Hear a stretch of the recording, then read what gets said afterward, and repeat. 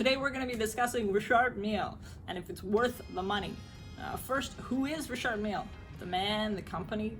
Second, what kind of watches do they make?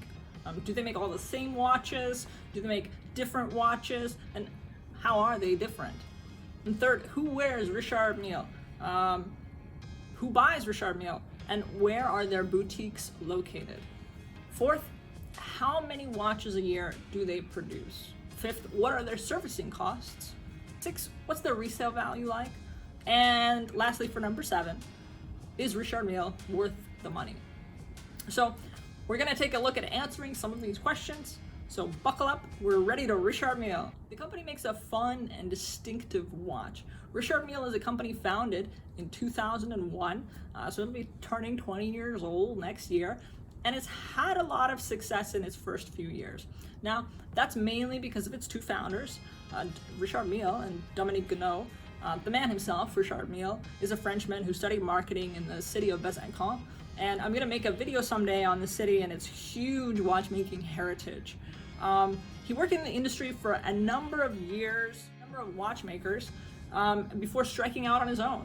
And Mille is inspired obviously by luxury watchmaking, but particularly as well by cars. Racing cars, aeronautics, mechanical things. You'll see that in the watches, and he's not making it up.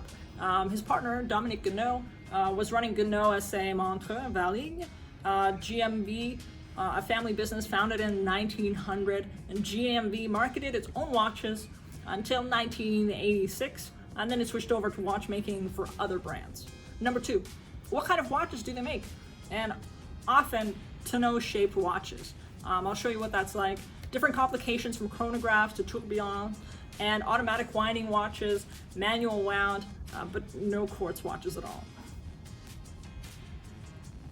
So the thing about Richard Mille is they routinely use unique materials in their designs. While most luxury watchmakers use ceramic, carbon, sapphire, diamond, platinum, and gold in sparing quantities, Richard Mille does not. They often contain ceramic, titanium, gold, sapphire, touches of palladium, vanadium, and aluminum to give them the strength of something that you would take into space with you. So everything about Richard Mille spells exotic. It's from the complexity of the dial to its materials and artistic, flashy colors and designs. Some watches are better than others, but the execution is always top-notch. And it's always with care. Whether these watches are or are not for you, it doesn't matter.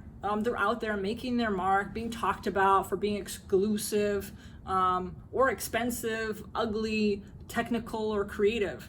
The brand image seems fueled kind of by this controversy, and they're kind of the new bad boy rebel out there on the block.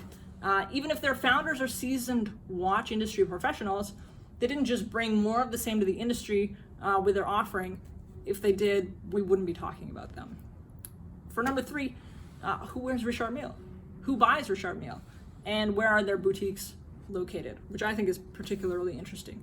If you have the money, I guess anyone can buy Richard Mille, right? It's an authentic creative person can buy it, or a wannabe. The company has a lot of partners, and one of the most famous brand ambassadors is actually Rafael Nadal, the tennis champion and winner of over 12 French Open titles, 4 US Open titles, 2 Wimbledon titles, and over 10 Grand Slam titles, with many records set. So Richard Mille and Nadal created a watch together even.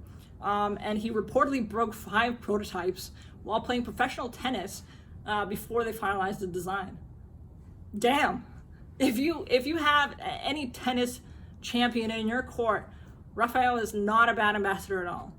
And then there's their partnership with Roberto Mancini, the Italian football manager of the Italian national team. And the manager was a player himself and a staple on the soccer scene in Europe, having worked in the industry all his life.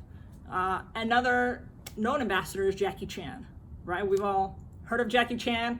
Jackie collaborated with Richard Mille to create like this dragon-inspired watch. It's very cool, you gotta see it.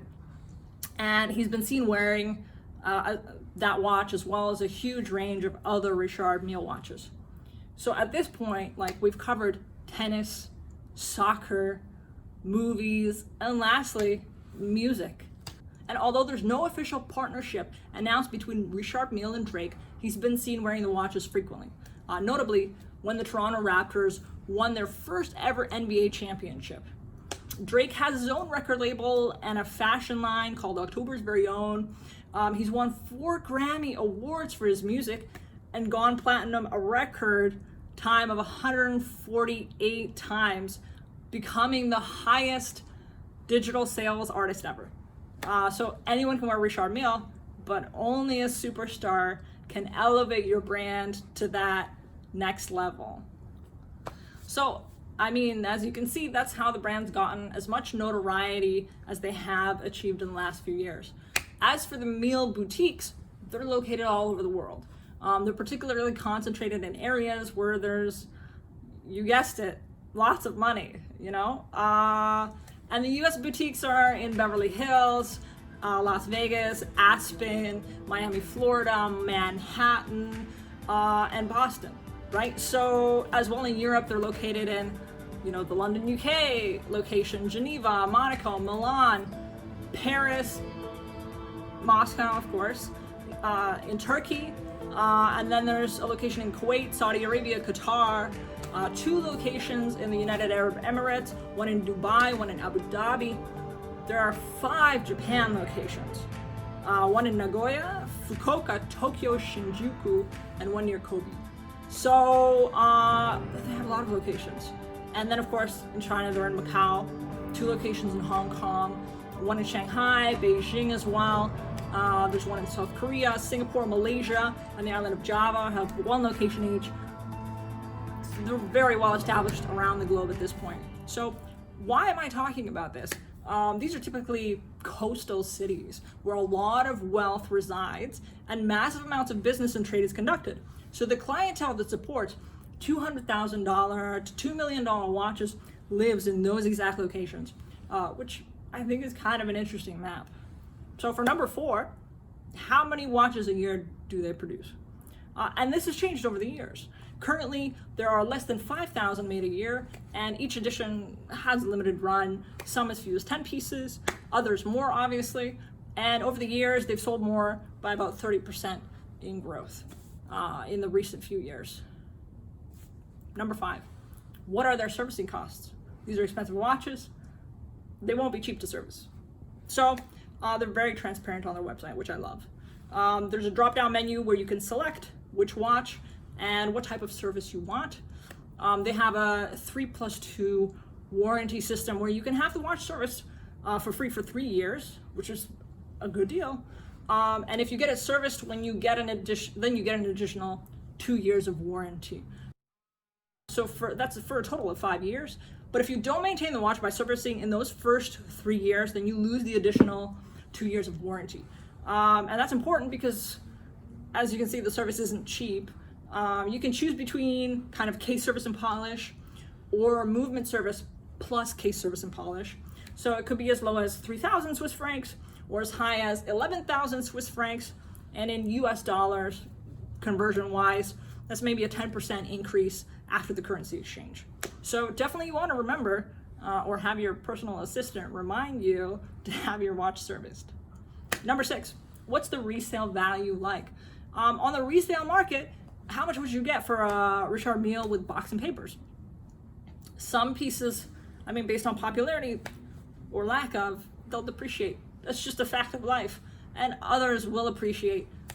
Don't expect to turn a profit on your Richard Mille, but also timing is important. You can make or lose money on something based on good or bad timing, just as in any market, so be ready for that. I know there are a lot of videos on watches out there about watches as an investment. And you can get into a lot of hot water kind of trying to invest in things. Trust me, I know.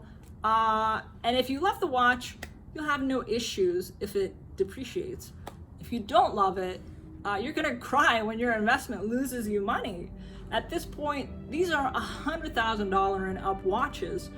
If you don't love the watch, just pick something else, you know? And lastly, for number 7, is Richard Mille worth the money? So initially I was gonna say no. No, of course not. You know, $300,000 to $1 million for a watch? Why would I bother? But I think Richard Mille is truly unique. And for the buyer that has all the money and is seeking something special, when all the champagne and vacations, yachts and airplanes have worn off, they want to put something special on their wrist. Richard Mille allows them to do that. To the right buyer, it's more than worth the money. A watch is not priced in just its weight and materials. The process of craftsmanship has to be there. You don't get to have that craftsmanship for free. A lot of people feel that Richard Mille watches are ugly. So why are rich people buying them? Is it hype? Do they want to fit in with other rich people? Well, you may hate me for saying this, but their beauty isn't necessarily in their simplicity. I think it's in their complexity. And that's the closest you'll get from me to an answer. That's it for today. If it's your first time on the channel, check out some of our other videos, like and subscribe, and I'll see you in the next one.